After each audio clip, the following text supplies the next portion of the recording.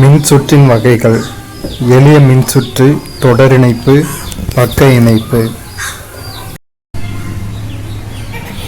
Eel எனும் ஒரு வகை மீன் மின்சாரத்தை உருவாக்கும் திறன் கொண்டது.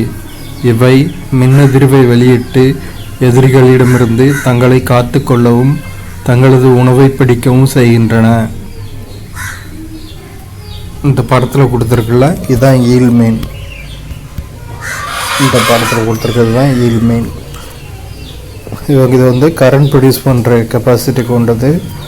இது கரண்ட் அதிர்வை ஏற்படுத்தி எதிரி மீன்ட்டு தன்னை காத்துக்கிடுது. தங்களோட உணவை கேட்ச் பண்ணவும் செய்யுது. அம்மீட்டர். அம்மீட்டர் என்பது ஒரு மின்சுற்றில் பாயும் மின்னோட்டத்தின் அளவை அளவிடும் கருவியாகும். இக்கருவியானது சுற்றில் தொடர் இணைப்பில் இணைக்கப்பட வேண்டும். ஸோ அம்மீட்டர்னால் என்னென்னா, இது இந்த படத்தில் கொடுத்துருக்கலாம். இதுதான் அம்மீட்டர். ஒரு கரண்ட் சர்க்குலேஷனில் கரண்ட் எவ்வளோ போகுது அப்படிங்கிறத மெஷர் பண்ணுறதுக்கு பயன்படுத்துகிற கருவி தான் அம்மீட்டர். இது எப்போவுமே தொடர் இணைப்பில் சீரியஸ் கனெக்ஷனில் தான் மாட்டப்பட்டிருக்கணும்.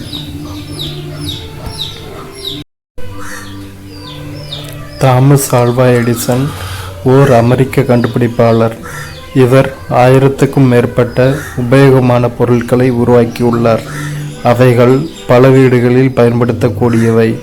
மின்விளக்கை கண்டுபிடித்ததற்காக நாம் என்றும் அவரை போற்றுகிறோம்.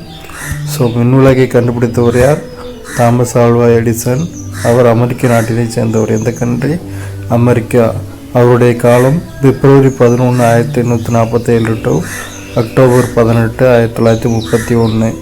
1000க்கும் மேற்பட்ட இன்வென்ஷன்ஸ் தாமஸ் ஆல்வா எடிசன் கண்டுபிடிச்சிருக்காரு. அதில் முக்கியமான பயன்பாடு மின்விளக்கு, லைட்டு. இன்றைக்கி நம்ம வீட்டில் யூஸ் பண்ணுற லைட்டு, பல்பு தான் தாமஸ் ஆல்வா எடிசனோட முக்கியமான கண்டுபிடிப்பு.